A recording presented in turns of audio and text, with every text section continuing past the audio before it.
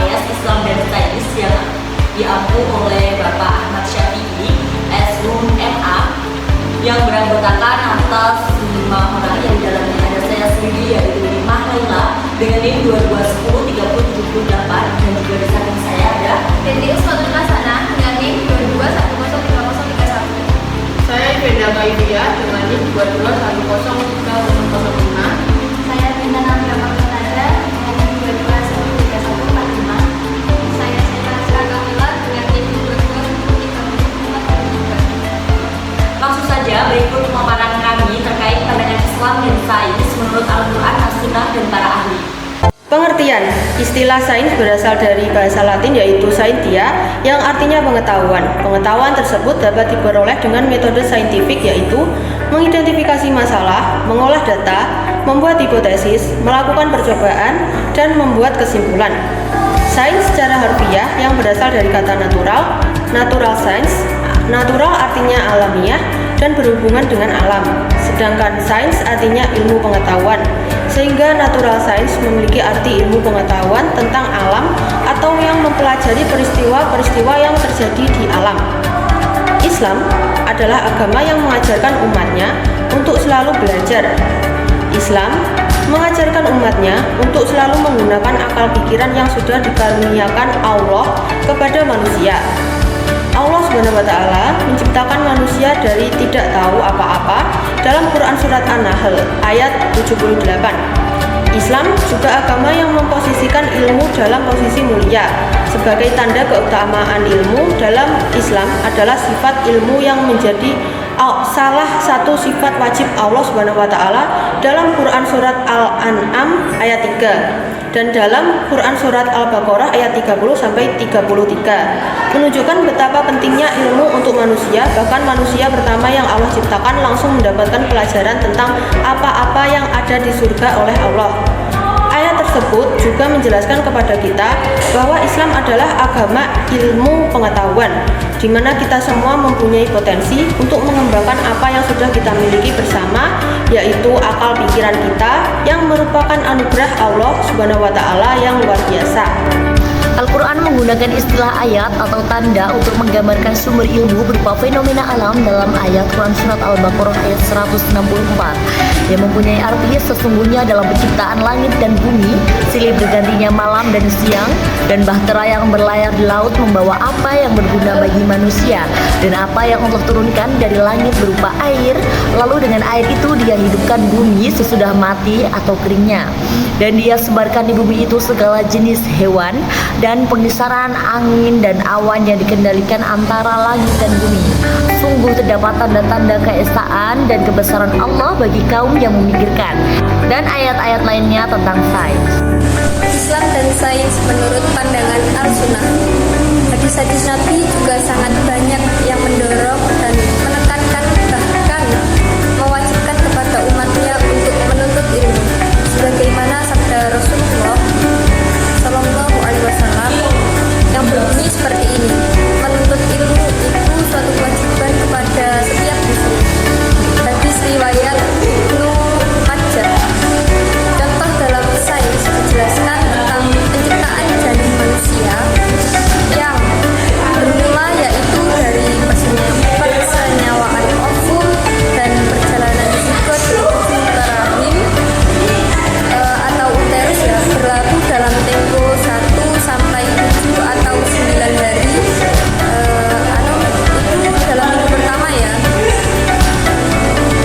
Hal ini juga dijelaskan dalam hadis tentang penciptaan manusia, hadis Abdullah bin Mas'ud yang memberikan maksud dari Abdullah.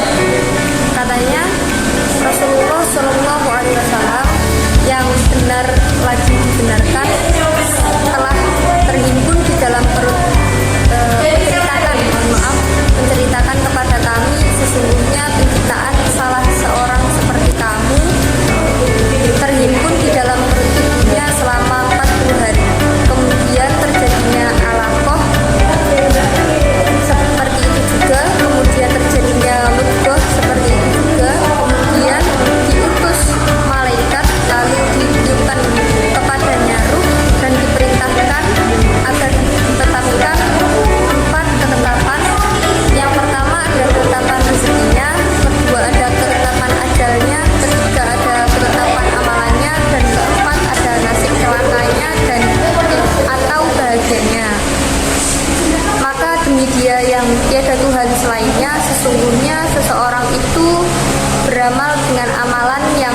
membawanya ke surga, sehingga jarak antaranya dengan surga hanyalah sehasta.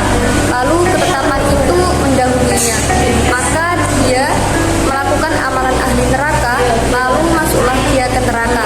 Dan sesungguhnya neraka hanyalah sehasta. Lalu ketetapan itu mendahulunya, maka dia melakukan amalan ahli surga, lalu masuklah dia ke surga. Pandangan ahli diambil dari pandangan tokoh Imam Ahli Ghazali membelah ilmu menjadi dua bagian, yaitu ilmu praktis dan ilmu teoris. Ilmu praktis mencakup 3 hak. Pertama, hak Allah yang mengurus dipenuhi hamba dan menjalani ibadah padanya, seperti sholat, puasa, zakat, haji, jihad, zikir, doa, ibadah, dan sunnah, dan berbagai bentuk kewajiban lainnya. Kedua, hak hamba sebagai makhluk sosial dalam hidup bermasyarakat. Dalam konteks ini ada 2 bagian. Satu, muawalah, tradisi guna memenuhi kebutuhan hidup antar sesama, seperti jual beli, syariah, hibah, piutang, dan sebagainya. Yang kedua, mu'akadah, transaksi dalam rangka penghalalan dan pembebasan, seperti nikah, talak, kemerdekaan budak, waris, dan sejenisnya. Ilmu semacam ini termasuk dalam ranah ilmu fikih.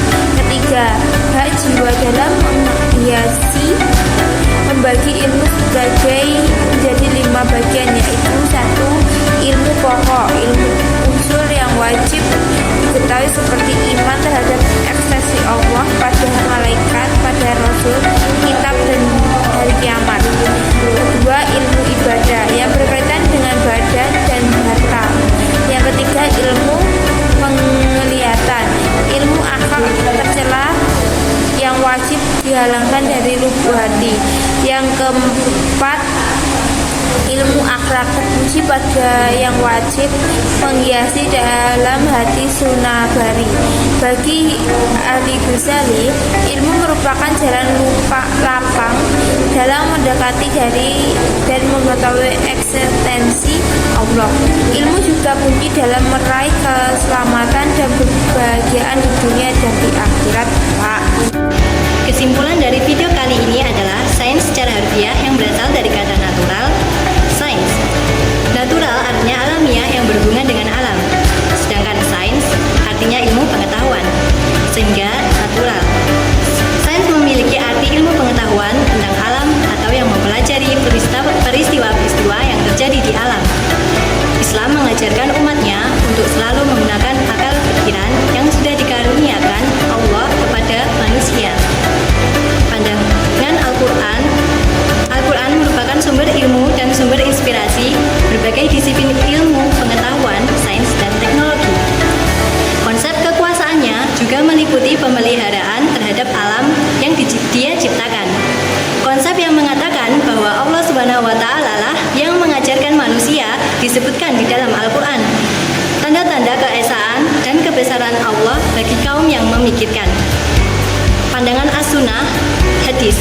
Hadis Nabi juga sangat banyak yang mendorong dan menekankan, bahkan mewajibkan kepada umatnya untuk menuntut ilmu.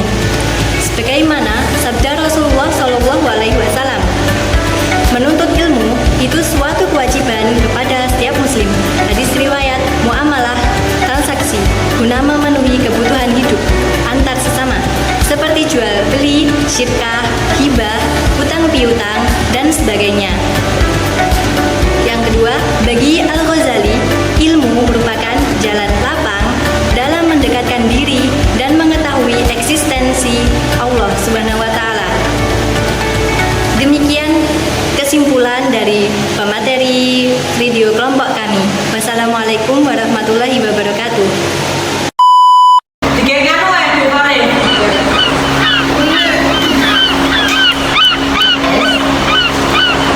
Assalamualaikum warahmatullahi wabarakatuh.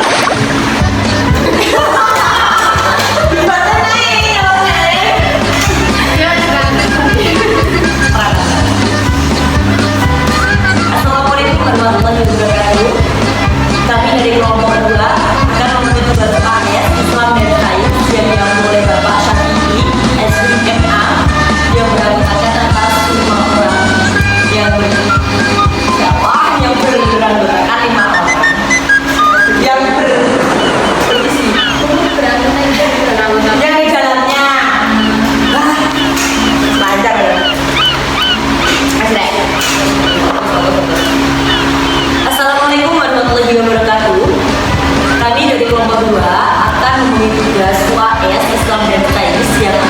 diampu oleh Bapak Ahmad Syafi'i, S.Hum MA, yang beranggotakan atas 5 orang yang di dalamnya ada saya sendiri yaitu Imah Laila dengan NIM 22103078 dan juga di samping saya ada Titius Fathullasana dengan NIM 22103031. Saya Veda Kaivia dengan NIM 22103005. Saya Bintang Amia Pakulaja dengan NIM 22103145.